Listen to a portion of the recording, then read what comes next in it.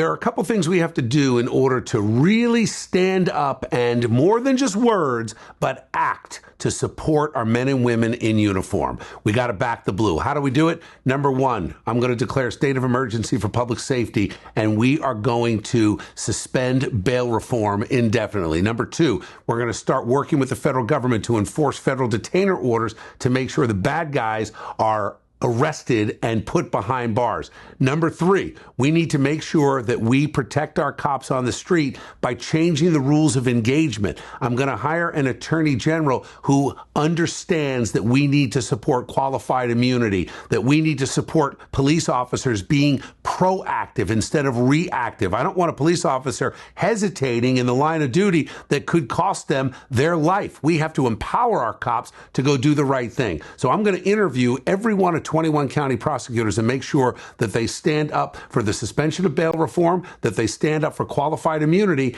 and that they support actually keeping criminals behind bars. And yes, that means we need to change the rules and start charging these teens, particularly going down to as young as 14, as adults. That is the only way we are going to recoup public safety and restore common sense and peace to our neighborhoods. Now, on the other side, we also have to protect our cops in retirement. And I tell my conservative friends on this, I'm a fiscal conservative. One of the best investments that we can make in our police officers and our firefighters is to get them the cost of living adjustment that was taken away by Republicans and Democrats back in 2011. We're going to restore it. And in my first budget and every budget thereafter, we're going to put a line item of $100 million that will pay to restore COLA. Not like my opponent Jack Ciattarelli wants with a 10-year waiting period. That is absolutely absurd. You can't wait 10 years. 10 years, you're already moving out of state. And we have an obligation, not just to take care of these guys that fought for us, that ran toward the danger instead of away from it.